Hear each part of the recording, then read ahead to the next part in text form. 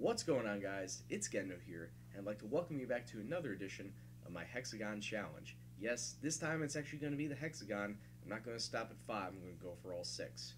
But before we get into who I'm going to select as my next destination for the next Champions League trophy, I gotta give you a synopsis of what's been happening the last couple of weeks. Now, if you also watch my For the Love of the Game series, episode 17, I'm going to start out with the same exact thing. So if you heard it over there, you're going to hear it here as well. On the 18th of July, my computer came down with a very nasty virus. Contracted a very bad virus that infected the master boot record. And this happened the very next morning after I uploaded the Champions League final with Zamalek. So, as you could tell, I was not very happy. I had to, fortunately, save everything. I needed to back up my computer anyway, but I was able to back up everything, keep the same save games. I was able to rescue those, but I needed to dump and reload the computer. So that took the entire weekend of reloading Steam, reloading the games, getting all the graphics and whatnot to make everything look pretty. But then after that, I came down with a very nasty illness that's laid me up for most of last week. Very hard to communicate. So I had to stay home from work for a good couple of days, and it was not a fun time overall. So I feel that now I can finally get back into making videos. There doesn't seem to be a problem anymore.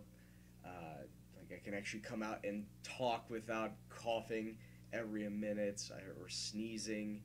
So I just feel like we can do this live now, and everything seems to be fine. Alright, so let's get back into this and let's see who I'm going to actually choose. Now, if you've been looking over at the inbox side for the last couple of minutes, you'll notice that there are 3 teams currently vying for my signature, and all 3 of them happen to be in the MLS. Toronto, Philadelphia, and Sporting KC.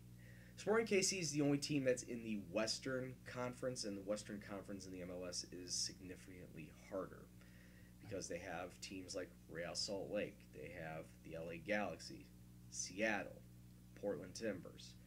It's infinitely harder to go through the West than if you go through the East. So right then and there, I'm already going to throw Sporting KC out. So it's going to come down to essentially Philadelphia and Toronto.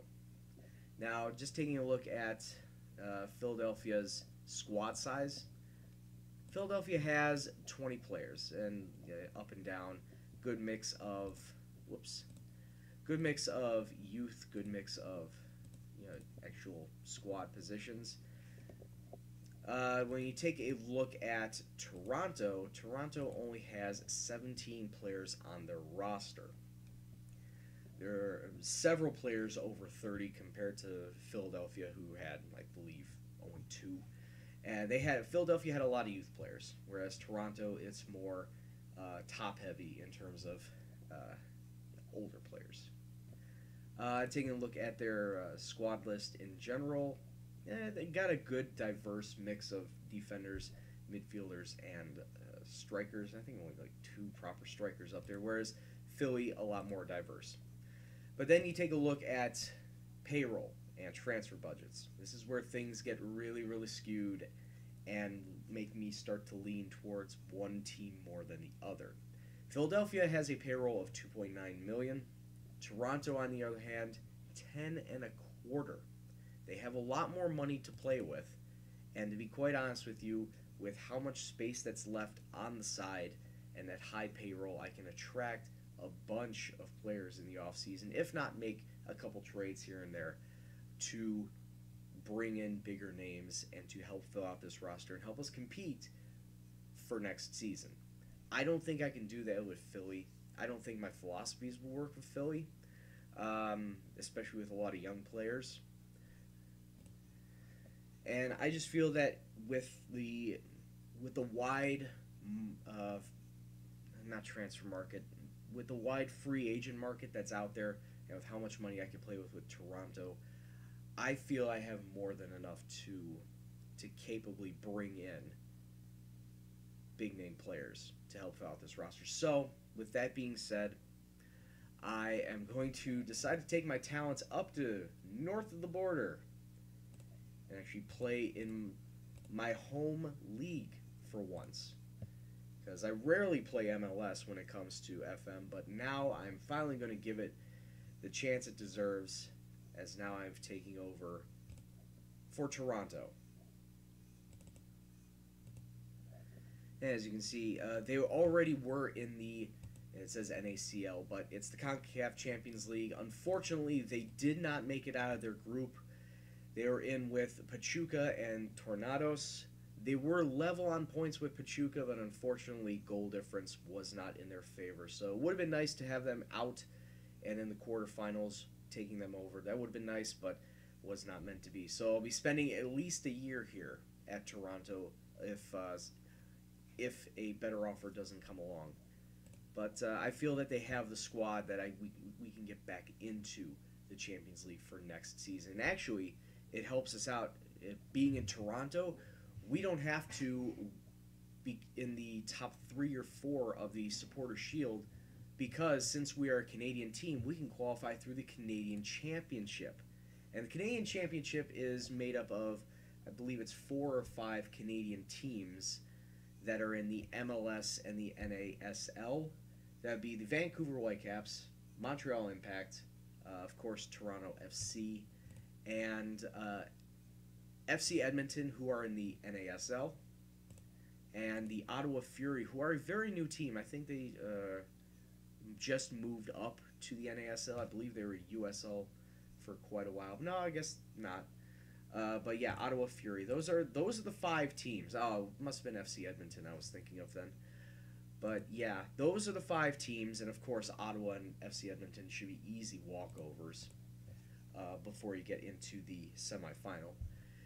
But yeah, if we win the Canadian Championship, we get the automatic only one spot into the CONCACAF Champions League. So that's what we really need to be shooting for, is if we can't go and win the Supporter Shield, we can go ahead and win the Canadian Championship and get us pushed into the Champions League like that. Now, taking a look, I know MLS is really, really complicated, and it's just as complicated as the A-League. If you remember way back when, like 3 or 4 months ago now at this point, when I took over Melbourne City, where it had the marquee player rules, it had the foreign player rules. Well, with MLS, same rules apply, or same types of rules apply. I can't have more than 3 designated players, which I believe it's a contractual thing. I can't give them more than like 20% of my salary, or 20% of my max salary. I believe there is a foreigner limit as well. I'm trying to read through all this, but yeah, this is why I don't manage in the MLS very often, if at all. It's because of these extra special rules. But I'll worry about those at a later time. But first, I need to pick up an assistant manager to help me look at my roster, because I can't properly evaluate my roster if I don't have an assistant manager. I mean, we could take a look at the squad. I mean, we can go up and down the list and say, oh, he looks fairly decent as a striker. I mean, he's very pacey, 17 in pace, 16 in acceleration. Just eyeballing him, he's going to be one of my main guys. And he says he's good on the right wing, the right midfield. But I could train him to be an attacker or attacking midfielder. I don't know. I'll have to figure that out. But just going up and down the roster, let's start from the back. Our 2 goalkeepers. We have Ethan Horvath. He's 34 years old. Not very fast, but very good in the goalkeeping ability. I don't really evaluate goalkeepers. I don't really take a look at their stats all that often. All I see is if he's in the yellow or green in shot stopping, aerial, and communication, he's great. Same thing with speed, though he is a little on the slow side. 6 in pace, 6 in acceleration. He's good in agility, and he can jump really well too. So He's 6'3", so it's always good to have tall goalkeepers. And if they can jump, that just cuts down the amount of space that opponents can shoot at. And then our other goalkeeper, Juan Antonio Alvarez, 35 years old. Yeah, I have two old goalkeepers, which may not be bad, but at the same time, yeah, they're definitely going to be lacking on the pace. So I should probably look to bring up a reserve goalkeeper or a young goalkeeper. So I have to look through the reserves and the academy if I want to bring up a pacey goalkeeper. Not bad in communication, not bad in shot stopping or aerial ability. His jumping reach isn't as good as Ethan's, but I think Ethan would be my number one goalkeeper at this point. What's his name? Tim Sartiagin. Tim Sartiagin, another in the over 30 crowd, and he is, we'll just say he's a general back. He can play left, center, and right. Great defensive ability, not going to lie. 18 marking, 13 tackling, 12 in technique. That's all good. His speed, very good as well, and I love the natural fitness of 18.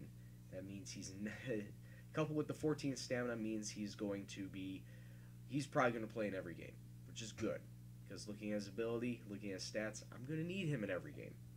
12 in pace, 10 acceleration, 12 agility. Can't go wrong with that.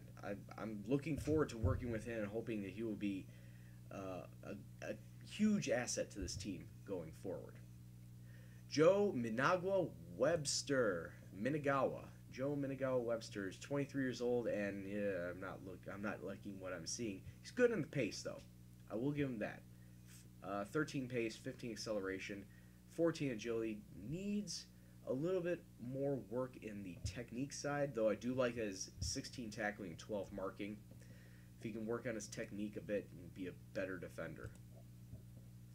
Boris Johnson, another in the over 30 crowd, and you can tell by his speed. He only has an 8 in pace, 9 in acceleration, but his defensive skills, very, very good. 18 marking, 15 in tackling. He's fairly good in jumping reach, too. He can get those headers. So, definitely looking at him going to be a starting center back in the future. Just looking up and down the list, either left back or right back is where I'm going to have to start looking for new players. Dave Gatt, number 20. He's 20 years old and just looks to be an all-around above-average center back. 15 marking, 15 tackling, decent speed with a 10 pace, a 12 acceleration, decent mentals. Can't go wrong. And he's only 20 years old, so I'm pretty sure he's going to develop into a very solid center back for the squad. Alex Petke, who is a center back, also can be a defensive mid, 24 years old. And I'm noticing a lot of Americans on the squad, not a lot of Canadians. You'd figure there would be a lot of Canadians for a Canadian side, but MLS being American, I'm sure that's why there are a lot of Americans here. Very good on the speed and fairly average everywhere else. He is more of a defensive mid, so I would expect him to have good defensive stats. I guess he does. 14 tackling, 13 marking. Once again, needs to get his technique up if he wants to be a better defender. Though I can't really fault his speed. 17 acceleration. Can definitely use him. And if he's going to be a defensive mid straight first and foremost, I may have to start thinking about using a 4-5-1, a 4v1, or a modified 4-3-3. Taking a look at some of the midfielders now, the proper midfielders. Rudy Guevara, 27 years old, and can play both left and right side, both mid and attacking mid. Great on the speed aspect, natural fitness of 19. Oh boy, that's gonna be good. He's gonna be playing every game, but decent mentals, good first touch, long shots okay, technique good. Yeah, I expect his crossing to be good as well, so I can play him out. Play him out on the right, since he is right-footed. He may be my starting right mid. Dave Jones, we already took a look at him. Tab Yazzie. Now, that's a name. That's a good name. He's a center mid, which if I'm going to be using the 4-5-1, he's definitely going to be starting there. Decent speed. 16 acceleration, 17 agility, 16 pace. good middle-of-the-park player. Great mentals. If he could work on his first touch a bit, I mean, it's a 13, but it can always be better. I don't expect him to have good crossing. Passing's good, technique's good. Yeah, good all-around center mid, like you'd expect him to be. Maybe a little better on the defense and the attacking side, but otherwise, can't complain there. And the only foreigner, I guess if this is a Canadian club, they'd all be foreigners, but the only non-American player is this. He's Austrian. Nikola Dovedan. And he's an actual proper player. I'm surprised there's any still around, because it is 2029. I would expect all the real-life players to have dried up by now. He's, like I said, 35 years old, and his speed is really killing him. His great mentals, though. Up and down the board, great mentals. Decent technical ability, but like I said, it's the speed that's going to kill him in the end. And he looks to be more like a backup at this point. 20 years old, Jack Rogers. Attacking center mid, can also play normal center mid. He's more of a backup all the way. I like his pace, but he needs a lot of work everywhere else. Steve Hewitt. He can play predominantly on the left. Oh, I'm not liking him. I am not liking him one bit. He's going to be a definite backup. He's 30 years old, and his best days are obviously behind him. Doesn't look like he panned out to be much. Like I said, he is going to be a strict backup. Tim Ortiz, center attacking mid, center mid normal, 27 years old, and looks to be just a little, he's a little weaker Tab Yazzie, if what I can gather by looking at his stats. Great speed, 15 acceleration, 16 agility, and 15 in pace. Great mentals, decent technique, yeah, decent technical skills. Yeah, I'd probably start him along with Tab in the center of the park. Then Kyle Kowalski, we're coming down to it. 21 years old and really not all that great. If I had to drop him down to the reserves, I will. If there's anybody better in the reserves, I'll definitely look at him and try and bring him up. But right now, Kyle Kowalski, definitely not going to be on my squad. Same with Steve Hewitt at that. You know, put them down in the reserves where they'll probably flourish. And Kowalski's only 21, so I expect him to develop a little better. So, unlike Steve Hewitt, who is only going to decline. And then our two proper strikers now. We have Zach Strand, who 31 years old, not all that bad. Great physicals, great mentals, decent in the attacking stats up front. Only a 12 in finishing, 11 in dribbling, needs a little better first touch. Could probably do a little better there. Probably a little better in the long shots too, but overall not that bad. And if I'm going to be running a single striker up front, he'd definitely be getting the nod. As David Powell, while I do like his aerial ability and his speed, his attacking stats leave something to be desired. His only good one is finishing with a 16.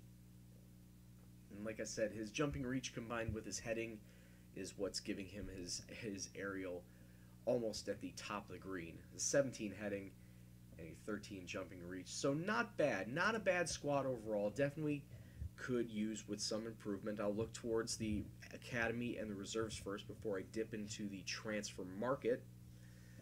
But if I do dip into it, it's defense first. I see I actually see two real primary center backs. Should look to gain one of those. Also, a couple wing backs as well. So it's going to be a defense first mentality, as everywhere else looks solid, barring one or two of the midfielders. I need to strictly focus on defense. So that's what I'm going to be looking forward to in free agency. And I'm definitely not going to videotape that, because that would be long and boring and tedious. But that is what is going on with Toronto. Now that I am in Toronto, we're going to go try for this Champions League title. And I know the Champions League is predominantly taken over by Mexican sides, as you can see. For the last 7 years, it's been predominantly Mexican teams. There has been one U.S. team during this save that has won it, and that was Real Salt Lake back in 2020. But unfortunately, like I said before, it's just predominantly Mexican teams. So looking to try and break the mold and trying to get an MLS team some Champions League glory for the CONCACAF. And that's what is going to be down the road next. So, until the start of the next MLS season, I would like to thank you all very much for watching. If you like what you saw, if you like the squad, please hit the like button, subscribe if you're new. Comments, suggestions, questions, anything else, please leave in the comment box below. But as always, this is Gendo, and I will see you in the next video. Take care, and peace out.